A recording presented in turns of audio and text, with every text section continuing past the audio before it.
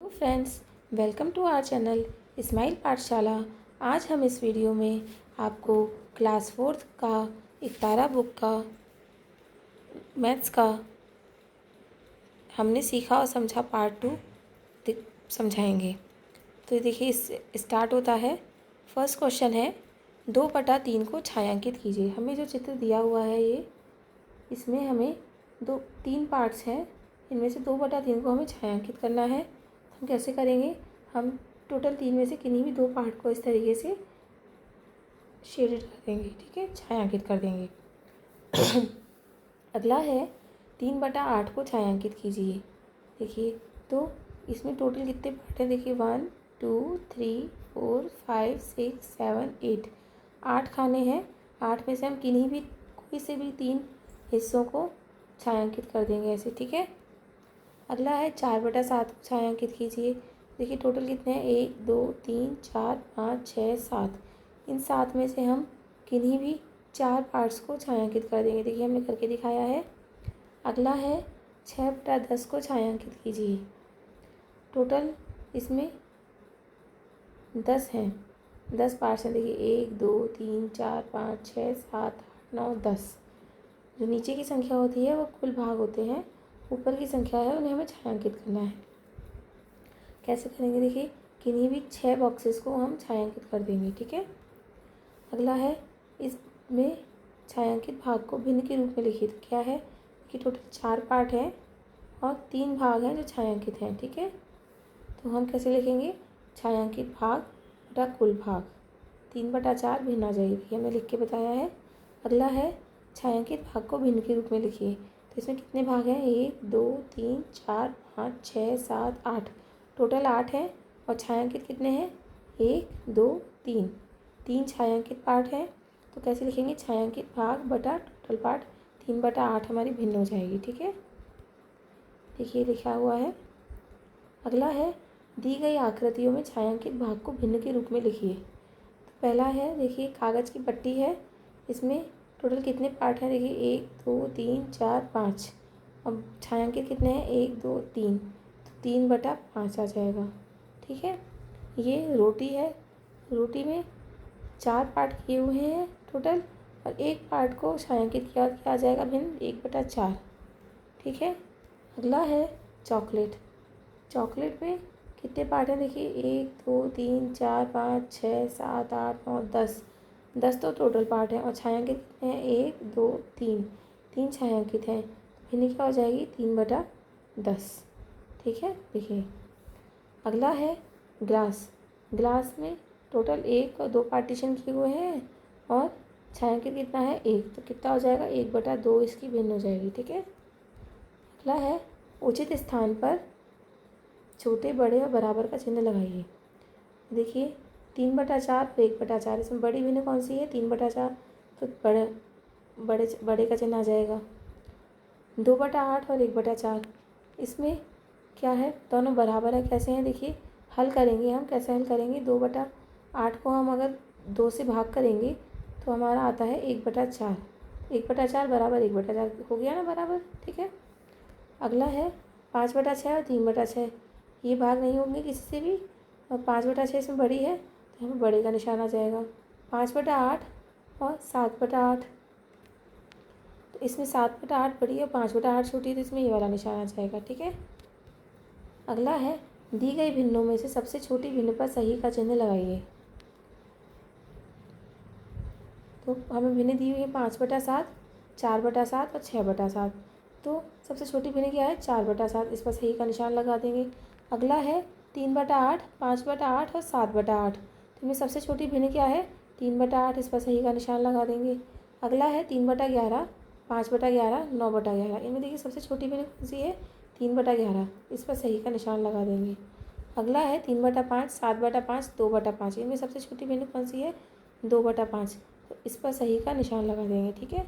हमने कैसे याद किया? देखिए इनमें सबके जो हर हैं, ऊपर वाला क्या होता है? अंश होता है, नीचे वाला हर होता है, ठीक है। तो हर सबके सभी भिन्नों के समान है। एक उसमें जो हमें एक लाइन दी हुई है, इसमें हर सभी भिन्नों के समान है। 5/7, 4/7 हर सब में समान है। तो ऊपर अंश है अंश में डिफरेंस है, अंश में अंतर है, तो अंश में जो सबसे छोटा अंश है वो सही है, वो सबसे छोटी भिन्न होगी। देखिए इसमें भी हर सभी के समान है, तो जिसमें सबसे छोटा अंश है 3 वो भिन्न होगी हमारी सबसे छोटी। इसी प्रकार से हमने बाकी भी सॉल्व किए हैं। ठीक है, अगला है रिक्त स्थानों की पूर्ति कीजिए। पहला, संख्या 656 में अंक 5 का एकाधिकेन पूर्वेन करना है। हमें क्या करना है, एकाधिकेन पूर्वेन करना है। एकाधिकेन पूर्वेन का मतलब जो संख्या हमें दी हुई है उससे एक अंक पहले हमें एकाधिक करना है। तो 656 में 5 का एकाधिकेन पूर्वेन करना है, तो 6 के ऊपर एकाधिकेन पूर्वेन का चिन्ह आ जाएगा और संख्या हमारी हो जाएगी 756। ठीक है, अगला है संख्या 348 में अंक 8 का एकाधिकेन पूर्वेन करना है। तो उसके लिए हम एकाधिकेन पूर्वेन करने के लिए 4 के ऊपर एकाधिकेन पूर्वेन का चिन्ह लगाएंगे। क्या हो जाएगा, हमारी संख्या हो जाएगी 358। ठीक है, अगला है 11वां सवाल है, रिक्त स्थानों की पूर्ति कीजिए। संख्या 985 में अंक 5 का एक न्यूनन पूर्वेन मतलब एक अंक पहले, जो संख्या हमें दी हुई है उससे एक अंक पहले में हमें एक न्यून करना है। तो 985 में 5 का एक न्यूनन पूर्वेन करना है, तो हम 8 के नीचे एक न्यूनन पूर्वेन का चिन्ह लगा देंगे।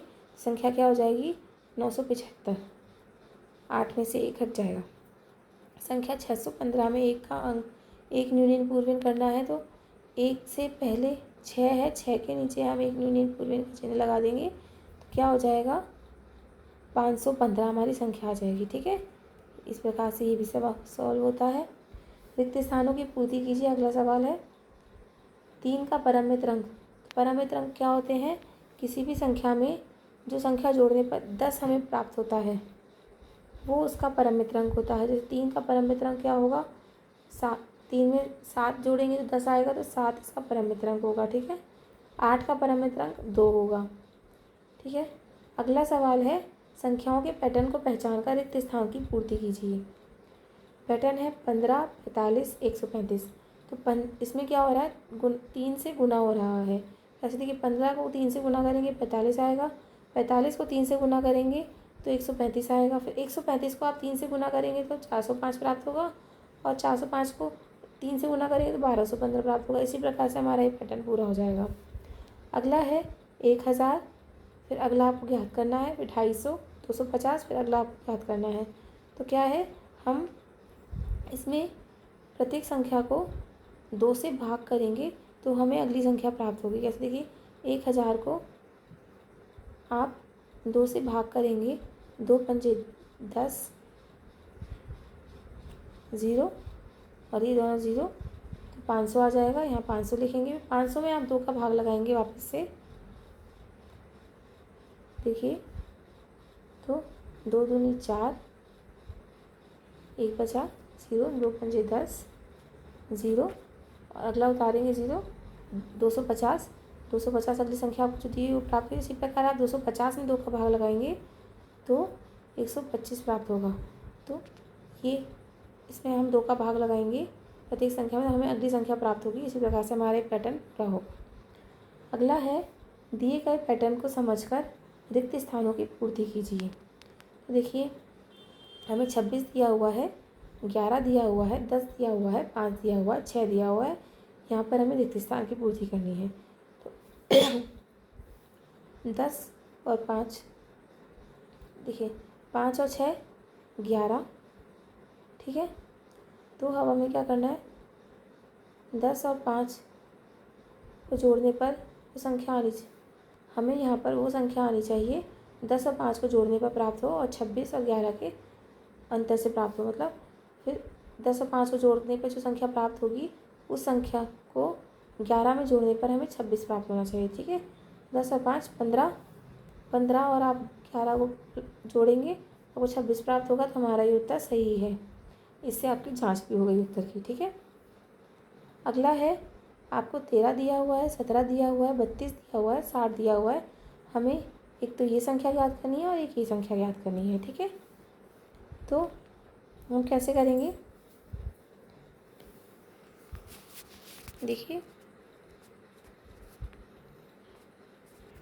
देखिए हम क्या करेंगे, हम पहले अंतर करके देखेंगे। देखिए 60 में से हम 32 को घटा कर देखेंगे, 60 में से 32 को घटाने पर हमें क्या प्राप्त होगा, 28 प्राप्त होगा, तो वो हमने यहाँ लिखा। फिर 28 में से हम 13 को घटा करके देखेंगे, 28 में से हम 13 को घटाएंगे तो हमें 15 प्राप्त होगा। ठीक है, अब हमें हमारे उत्तर की अगर जांच करनी है कि हमारे उत्तर सही है या नहीं, तो हम कैसे करेंगे।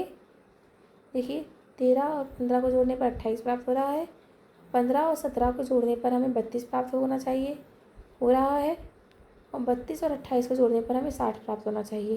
तो अगर हमें ये सभी संख्याएं ठीक से प्राप्त हो रही हैं तो इसका मतलब कि हमारा उत्तर सही है। ठीक है, अगला है, हमें 4 दिया हुआ है, 3 दिया हुआ है, 1 दिया हुआ है, फिर यहाँ पर 3 दिया हुआ है, यहाँ 36 दिया हुआ है, और हमें ये वाली संख्या ज्ञात करनी है। ठीक है, तो कैसे करेंगे, हमें 3 को हम 1 से गुना करेंगे, इस वाले 3 को 1 से गुना करेंगे, 3 गुना 1 तो 3 प्राप्त होगा। तो हमें इसमें गुना करके देखते हैं, तो 4 को हम 3 से गुना करेंगे तो 12 प्राप्त हुआ, हमें 12 लिखेंगे यहाँ पर। और फिर 12 को हम अगर 3 से गुना करते हैं तो हमें ये ऊपर वाली संख्या प्राप्त होनी चाहिए, हो रही है। 12 को 3 से गुना करते हैं 36 आता है, तो हमारा ये उत्तर सही है। ठीक है, अब 12 आ जाएगा। अगला है, हल कीजिए, हमें गुणनफल ज्ञात करने हैं इसमें सभी के। देखिए 27 को 43 से करेंगे तो 1161 आएगा, 142 को 28 से गुना करने पर 3976 आएगा, 73 को 84 से गुना करने पर 6132 आएगा, 56 को 39 से गुना करने पर 2184 आएगा, 325 को 26 से गुना करने पर 8450 आएगा, 241 को 39 से गुना करने पर 9399 आएगा, 87 को 65 से गुना करने पर 5655 आएगा, 119 को 47 से गुना करने पर 5593 आएगा, 45 को 65 से गुना करने पर 2925 आएगा। इसी प्रकार से हमारे सारे गुणनफल हमने ज्ञात किए हैं। अगला है, हमें भाग करना है। हमें दिए हुए सवालों के भागफल ज्ञात करने हैं। देखिए 36 भाग 6, 36 में 6 का भाग लगाएंगे तो हमें 6 प्राप्त होगा, 64 में 8 का भाग लगाएंगे तो हमें 8 प्राप्त होगा, 72 में 9 का भाग लगाएंगे तो हमें 8 प्राप्त होगा, 42 में 7 का भाग लगाएंगे तो हमें 6 प्राप्त होगा, 90 में 10 का भाग लगाने पर 9 प्राप्त होगा, 99 में 11 का भाग लगाने पर 9 प्राप्त होगा, 81 में 9 का भाग लगाएंगे तो 9 प्राप्त होगा, 56 में 7 का भाग लगाने पर हमें 8 प्राप्त होगा, और 63 में 9 का भाग लगाने पर हमें 7 प्राप्त होगा। ठीक है, अगले सवाल पर बढ़ते हैं हम। हल कीजिए। देखिए 130 गेंदें 5 बच्चों में बराबर बांटी गई, बताइए प्रत्येक बच्चे को कितनी गेंदें मिली। तो टोटल गेंदें कितनी है 130, 5 बच्चे कितने हैं 5, तो 5 बच्चों में बराबर बांटी गई, तो बराबर हमें ज्ञात करना हो तो क्या करेंगे, 130 में हम 5 का भाग लगाएंगे तो देखिए 5 दूनी 10, 3 बचे, 5 6 30, प्रत्येक बच्चे को 26 गेंदें प्राप्त हुई।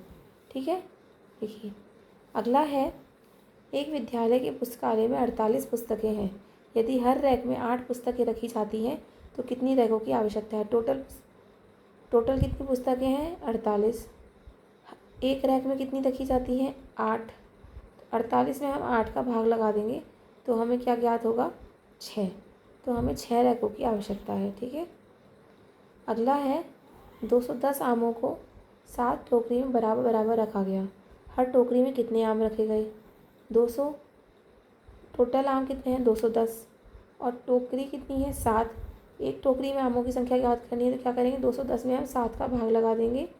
देखिए ऐसे, तो हमें क्या प्राप्त होगा 7 या 21 0, तो 30 आम हमें प्राप्त होंगे, एक टोकरी में 30 आम रखे जाएंगे। 636 खिलौने 6 बच्चों में बराबर बांटे गए, हर बच्चे को कितने खिलौने मिलेंगे। टोटल खिलौने कितने हैं 636, बच्चे कितने हैं 6, तो प्रत्येक बच्चे खिलौने की संख्या ज्ञात करें तो हम क्या करें 636 में 6 का भाग लगा देंगे। देखिए 6 एकम 6, 0 3 उतारेंगे, भाग टूट की 0, 636, तो 106 खिलौने मिलेंगे प्रत्येक बच्चे को। अगला है, 42 केले 7 प्लेटों में बराबर बांटे गए, हर प्लेट में कितने केले रखे जाएंगे? टोटल केले कितने हैं? 42। और प्लेटें कितनी हैं? टोटल 7। तो एक प्लेट में रखे जाने वाले केलों की संख्या ज्ञात करने के लिए हम क्या करेंगे? 42 में 7 का भाग लगा देंगे तो हमारे पास 6 केले आ जाएंगे, 6 केले रखे जाएंगे। ठीक है। अगला है संख्या 768 में 6 का 1 न्यून करने पर कौन सी संख्या बनेगी? तो देखिए यहाँ पर ये गलत करके दिखाया हुआ है, मैं बताती हूँ आपको। 768 में 6 का 1 न्यून करना है, तो हमें जिस एक न्यून करना है, एक न्यून पूर्व नहीं करना है, आप ये ध्यान देखिए, है ना। तो 668 में 6 का 1 न्यून करना है तो हम क्या करेंगे? 768 में 1 न्यून के लिए 768 में 6 के नीचे 1 न्यून का चिन्ह लगा देंगे तो हमारे पास क्या हो जाएगा? उत्तर आ जाएगा 758। ठीक है। अगला है संख्या 345 में 4 का एकाधिक करने पर कौन सी संख्या बनेगी?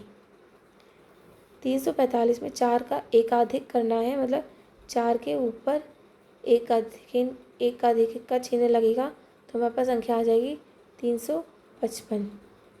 ठीक है। अगला है संख्या 891 में 9 का 1 न्यून करने पर कौन सी संख्या बनेगी? 9 का 1 न्यून करना है, 9 के नीचे 1 न्यून का चिन्ह आ जाएगा तो बनेगी हमारे पास 881 संख्या।